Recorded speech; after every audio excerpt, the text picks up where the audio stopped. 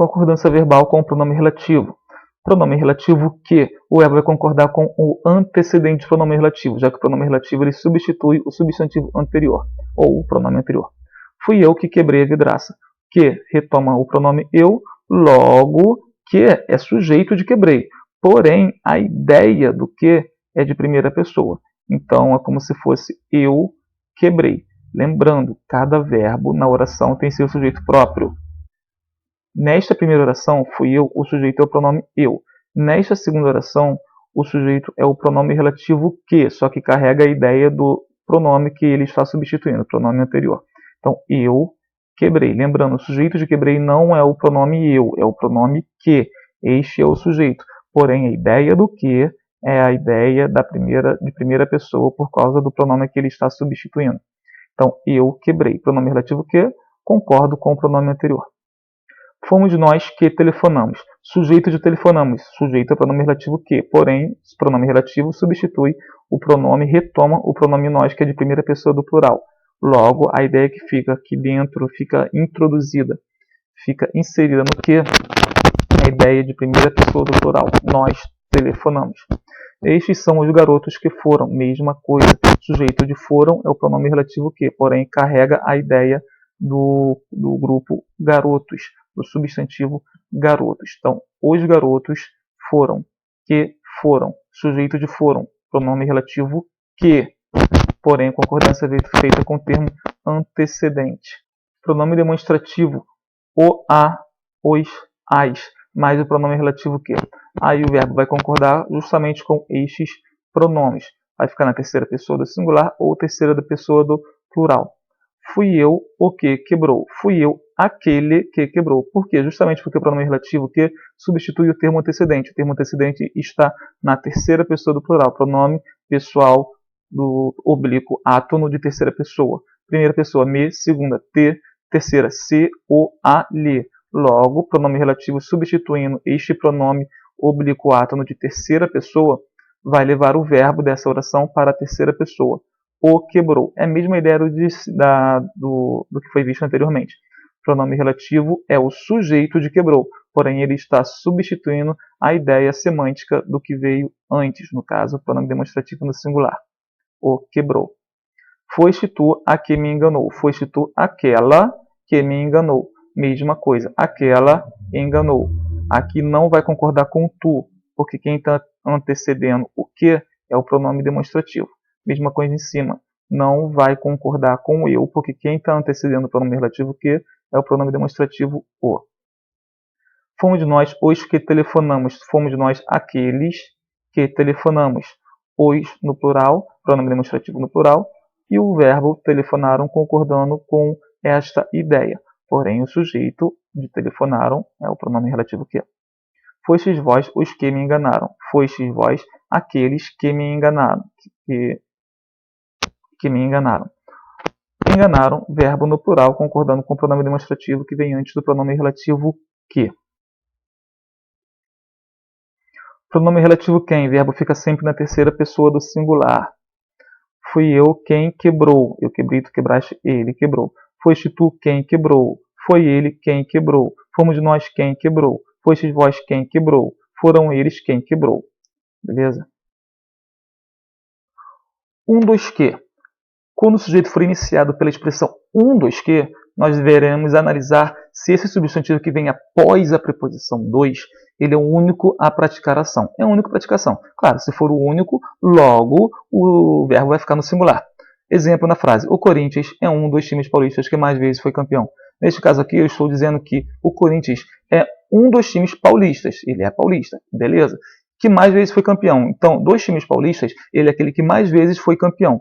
Logo, o que foi mais vezes campeão é apenas um, a ideia que está dando a frase. Então, o verbo foi, o verbo ser, vai ficar na terceira pessoa, porque vai concordar apenas com um elemento. Como o elemento aqui, o Corinthians, é o referente, a terceira pessoa, o Corinthians foi. E ele é um dos times paulistas. Beleza? Já se o elemento, o substantivo, que vem após o dois, não for o único a praticar a ação, houver mais de um elemento praticando essa ação, então o verbo, claro, vai ficar no plural, já que é mais de um elemento. Exemplo, Casagrande é um dos ex-jogadores de futebol que trabalham como comentarista esportivo. Casagrande é uma pessoa só, tudo bem, beleza. Só que ex-jogadores, são vários ex-jogadores que trabalham como comentarista. E ele é apenas um desses ex-jogadores. Ele não é o único dos ex-jogadores. Ele e vários outros. Neste caso, como há mais de um elemento que praticam ação, o verbo fica no plural. Então, eu estou dizendo que Casagrande, dentre os jogadores que trabalham como comentarista esportivo, ele é um deles. Próximo exemplo. Não se sabe se o elemento é único a praticar ação. Se eu não sei, então, tanto faz, tanto fez. Singular ou plural. São Paulo é uma das cidades que mais sofre com a poluição. São Paulo é uma das cidades. São Paulo pode ser a que mais sofre ou fazer parte daquelas que mais sofrem. Se eu não sei se ela é a que mais sofre ou se ela é uma das que mais sofrem, então facultativo, singular ou plural. Nenhum dos que. Sujeito iniciado por nenhum dos que. Primeiro o verbo fica no plural e o segundo no singular. Repare o seguinte, nenhum dos alunos que me procuraram trouxe o material. Repara no seguinte, nenhum trouxe. Alunos procuraram. Procuraram concordando com alunos. Nenhum, quer dizer, trouxe concordando com nenhum. Por isso que ele diz aqui, ó, segundo no singular, porque está concordando com o primeiro termo, nenhum, que está no singular. Nenhum trouxe. E quem que procuraram? Alunos. Dos alunos que me procuraram, nenhum trouxe. Nenhuma das pessoas que chegaram atrasadas tem justificativas. Quem chegaram, na verdade? Pessoas. Pessoas que chegaram. Dentre essas pessoas que chegaram, nenhuma tem justificativa. Verbo ter aqui na terceira pessoa do singular, porque está sem acento. Se estivesse na terceira do plural, receberia acento circunflexo. Porcentagem mais um substantivo. O verbo vai concordar com a porcentagem ou com o substantivo. Por exemplo, 1% da turma estuda. 1, singular, turma, singular. Se os dois são singular, então o verbo vai ficar apenas no singular, tanto concordando com um estuda, ou turma no singular, turma estuda. Agora, 1% dos alunos tem um termo no singular 1 e um termo no plural alunos. Então, posso ficar no singular estuda, concordando com 1, ou plural estudam, concordando com alunos. 10% da turma estuda ou estudam. 10%, 10, numeral, estudam, plural, concordando com o numeral 10. E a turma singular, tendo o verbo estuda como seu concordante. 10% dos alunos estudam. Neste caso aqui, uma única possibilidade, porque 10 está no plural e alunos também está no plural.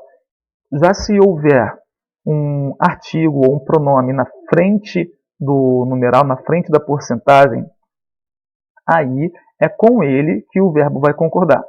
Os 10% da turma estudam, porque agora já está concordando com o os. Os já está definindo, dando uma definição do termo que é mais importante.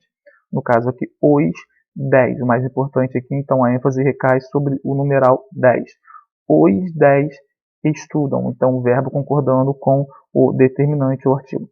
Este 1%, então este se referindo a 1, dando ênfase ao 1, é com ele que o verbo estuda vai concordar com o determinante. Se aqui no primeiro exemplo não tivesse o determinante os, poderia ficar 10% estudam, 10, e o verbo estudam concordando com 10, ou 10% da turma estuda, estuda concordando com o singular turma.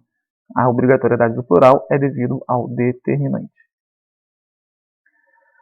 Mais de, já envolvendo porcentagem também, mais de, menos de, cerca de, perto de, antes de uma porcentagem, aí o verbo concorda apenas com a porcentagem, apenas com um numeral.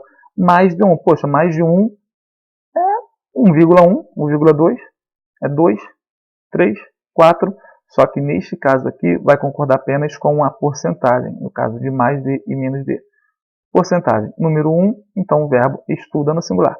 Menos de 10%, numeral 10, verbo estudam.